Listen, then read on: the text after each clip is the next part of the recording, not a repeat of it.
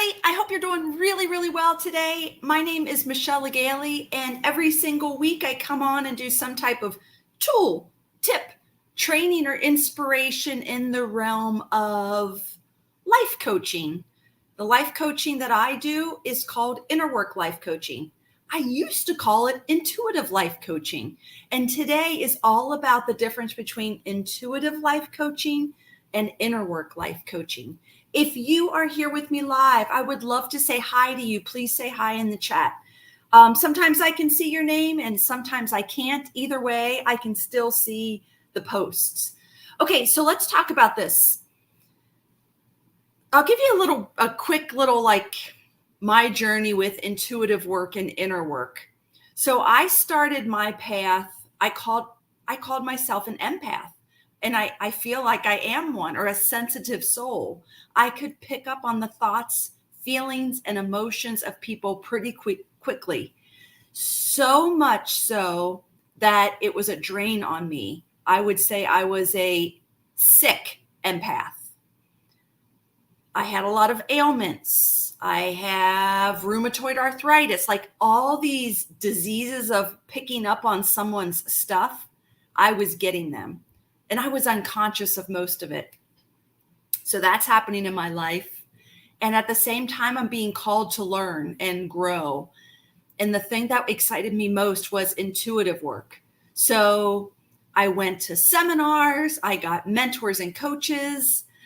I loved it. And I was actually pretty good at it because I was already picking up on thoughts, feelings, and emotions from people in my regular life. And when I got into the world of intuition and learning mediumship and psychic work, it was basically the things I was already doing. Does that make sense? So I was pretty good at it. And I learned the language of this thing that I was unconsciously doing, that it actually had a place in the world. And that might be you too. But what I also noticed in the intuitive world was we leaned or relied heavily on our intuition. And we never really talked about the thoughts, feelings, and emotions we were picking up on. We just made the assumption that we were picking up on other people's. When in fact, what I learned for myself is I had a lot of unhealed things within me that I was not aware of. And it wasn't that I was picking up on someone else's. It was that they unconsciously, what was going on in them was resonating in me. But it was mine. So it was just like we would get on the same frequency. It wasn't that I was taking on their frequency. It's that we were vibing together because I had the same thing. Does that make sense? But again, I was unconscious of it. I thought I was just like a fabulous intuitive. But a lot of it was I was just picking up on things that were unconscious in me that were ready to be healed. Okay. And I think that's true for a lot of empaths. Okay. So didn't know that for a while, but I felt better because I was doing intuitive work. I like the gift, the thing that I had that was a curse was now like I saw it as a gift, and I was helping people with it in the world as an intuitive, as a medium. Something was lacking in that though, the intuitive coaching. So let me just start here with intuitive coaching. The way I did my intuitive coaching was the way I was taught. And it was to give our clients information. Don't ask them any questions. That'll look like we're fishing. You just want like a clean reading. And that's still very valuable. And people are going to get something out of it. But I realized back then it wasn't the most valuable thing we could do for people. Now I get the most valuable thing we can do for people, if you want to call yourself an intuitive coach, is to still use your intuition. That's amazing. But as an intuitive coach, the greater gift we can give someone in our coaching is to learn those tools for ourselves and see the value of them, and then guide our clients into using those tools for themselves. This is like, giving someone fish versus teaching someone how to fish. We want to teach people how to fish. We want to teach people to navigate their own inner guidance, to learn how to see it, feel it, hear it, know it, and then trust it, and then act on it. And that is we aren't raised like that. We are raised to go to school and listen to the teacher and follow along the certain path. Like, we weren't raised to really tap into ourselves and to hear it, see it, feel it, know it, trust it, and have enough, courage, self-esteem, belief in ourselves to actually act on it, even though the circumstances in life might not align with what we're being called to do. If you want to call yourself an intuitive coach, that kind of coaching is amazing. And then our clients have those skills to use for the rest of their lives. Okay, that's intuitive coaching. I'm going to switch gears and talk about InnerWork coaching. InnerWork coaching, there's still a lot of intuitive work that happens, especially if you're a feeler, a knower, or you know what I mean? When I'm in there with my clients and I'm doing inner work, I'm still feeling. I'm feeling into them. I'm feeling into how many strings are attached to the things they're talking about. You can feel when something's heavy and has a grip on that person, or it's stuck, versus something that feels a little lighter and easier to move through. That's still you using your intuition. But as far as the inner work coaching goes, it's really helping a client become conscious. Okay, both of these are helping clients become conscious of what was once unconscious. And that, I believe, is what we're all doing. But inner work coaching is helping clients become conscious of their thoughts, their feelings, their emotions, their beliefs, their identity about themselves and what's possible in the world. Helping them sensations, the way the body is navigating or giving them information through sensations. It's helping clients tap into that, which again is very close to intuition, I promise, but it's more of the thoughts, feelings, and emotions, body sensations, and helping them process that. That stuff gets stuck in the body because we just weren't taught how to continually move that through our energy systems or our bodies. And you're helping people move that through so that they can live a better life, whatever that means for them. And this is off the subject a little bit, but I think it might be important here. I do what I teach my own students, I call it above the line coaching and below the line coaching. We all have our normal line. We all have our line that our life is good or okay or comfort, right?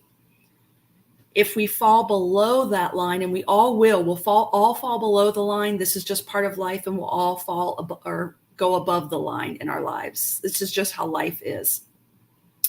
When people go below their line and they can't seem to get back to okay, they will call someone like us. They'll call a coach, or maybe they'll call a therapist, or they'll call their doctor, or they might call their friend or their mom. Like, there's all different avenues to get that help. And that's part of what we can do, either help them in intuitive coaching or inner work coaching. I rely heavily now on inner work coaching with my client. I lead with that.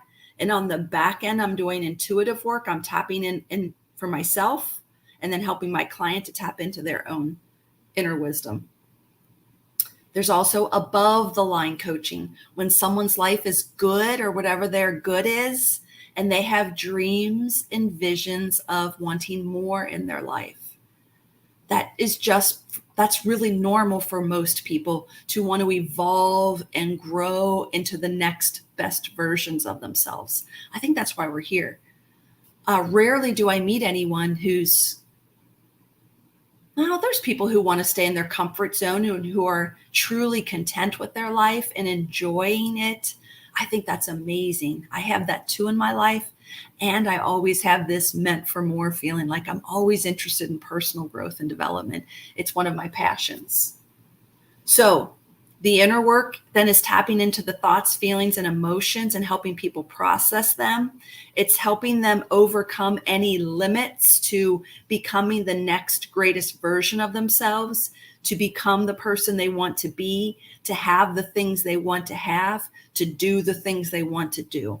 If for some reason someone isn't getting to be who they want to be, doing what they want to do, and having what they want to have, there's just a limit within the subconscious mind. There's just some limit there. And there's nothing wrong with that. We're not broken, but usually we need help outside of us to see those things. And I'm not saying you do. You might do those things on your own, and that's great. I'm not plugging any service here today. For me personally, I always get mentorship, coaching, and help because I can't see my stuff. But when we get with a coach, she can help us see what we can't see. We've created this bubble. It feels like a bubble of love to me, and upliftment, and a healing bubble. And a coach will work with you on that. Okay, so I hope I kind of moved through that pretty quickly. Intuitive coaching, even just the word intuitive, is to have a knowing or a sense, but there's no conscious reason why you got that. That's really what intuition is. We all have it. We are all special and unique, but some people are just more intuitive than others based on, I'm not going to get into that. There's reasons why. You're either born with it or you got it along the way. I'll do another Facebook Live on that if we want to. So intuition is just a knowing, and that there's not conscious reasoning to that knowing. And we can use that skill in our coaching. The greatest way to use that skill, again, is to teach our client how to build their own intuitive muscle and to trust and act on their own intuition. And there's always going to be inner work to do, even as an intuitive coach, because I've noticed with my own clients, once we start tapping into intuition, our own guidance will give us the vision of what's to come, and what our calling is, and what we're meant to do in the world. And usually the person's nervous system can't handle the vision. It's like it feels big to them. And that's when inner work coaching can come in to help them process this new way of thinking, feeling, and being, and starting to help them let go of the limits of the way it used to be, just in a gentle way, and open up mind, body, nervous system, and acclimate to the new way of being. And that's how we get to be the next greatest version of ourselves. That's how we get to do more amazing things in the world. And I think that's manifesting too, having and doing the things we want to be doing and having in the world. Outside insight. I love that, Teresa. Sarah, so good to see you. Okay, that's the difference between intuitive and inner work coaching. And it's so funny because I have my notes up here. That's why I keep looking. Like I said, I started out like Teresa and Sarah here. They're intuitive life coaches. They started out in the program, my life coaching program. We called it intuitive life coaching. And then I knew I wanted to call it inner work life coaching for a lot of reasons. And then things changed in my business, which is so interesting. And I'm working on that. But just this weekend alone, I ran into it. When I was back in my mediumship days, I ran into a student that I was in class. She was a couple years younger than me in mediumship school. And I met her just by chance out at a restaurant. And she said to me, I'm not going to reveal too much, but she was talking about some struggles people were having. And I could tell it was like inner work stuff. So I know intuitive and inner work, they're just two tools to help someone at the subconscious level. Both are extremely valuable. And the best thing I could ever say about them is, let's give our clients the tools. Like I used to just wow people with readings, and it's still great. And it is still very helpful. Sometimes I wouldn't wow them. They would just scratch their heads and go, I don't know what you're talking about. The greatest thing I know it now, the greatest thing we could ever do is give someone those tools, coach people, train them, teach them how to use these skills for themselves. Okay, I hope that's helpful. That's kind of the difference between intuitive coaching and inner work coaching. Both are extremely valuable. We want to use them both. And then there's even more tools that you can use to tap into the subconscious mind. Because I tell my students this all the time. The more time we spend helping someone at that deeper level, the greater change they're going to see in their life. Period. It's just always the case. In one session, I can tell a client in one session, I'm like, your circumstances after this session today are going to be different. Well, I always say this, only 3 things could happen. The circumstances in your life are the same. The circumstances in your life that brought you to coaching are different or worse, or the circumstances that brought you to this coaching session are better. That's the only 3 things that could happen. That there's no change, things got worse since you've been coached, or things got better. I never get no change. I never get that because we do the inner work, and inner work always creates change on the outside. It just does. And then I do have sometimes clients will say, okay, the shit hit the fan. I'm like, great, we've stirred the pot. Clearly you did something. Let's just keep going now. Let's keep doing the inner work. Or a lot of times they'll say, Michelle, it's really weird. Things are better and smoother. And I'm like, great. You're working on you, and it changes. The world can just reflect you. And if you're doing better on the inside, the outer world has to reflect it. It's just the way it goes. Sarah says the inner work never ends. LOL. You just know what to do to respond to life events much better. Beautifully said, Sarah.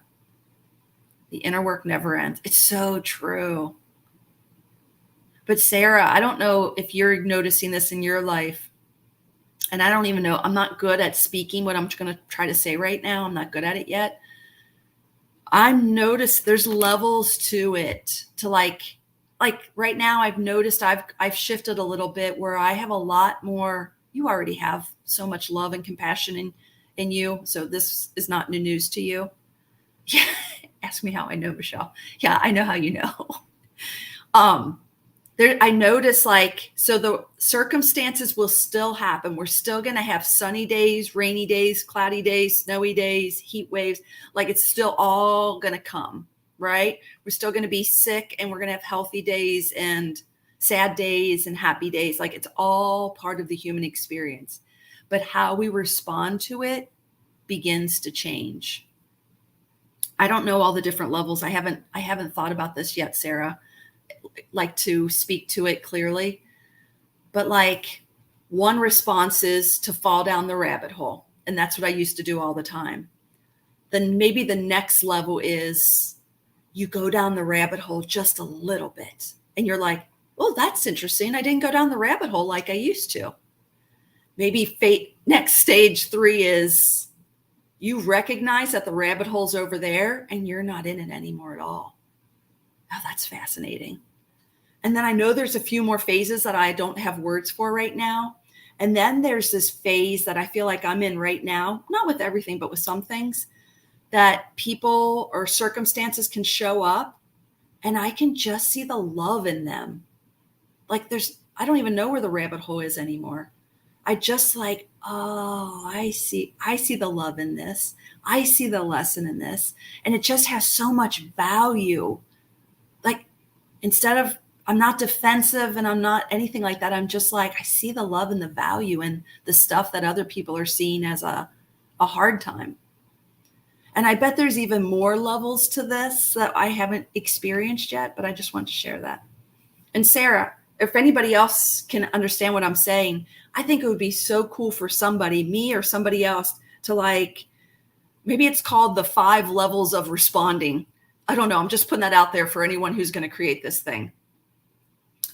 Wouldn't it be cool for someone who's in the rabbit hole to start, if we gave someone that idea, hey, this isn't the only way to respond to life. Look, here's phase 1, fall down the rabbit hole. It takes a month to recover. Phase 2, it only takes you a week to recover. Phase 3, it takes you a day to recover.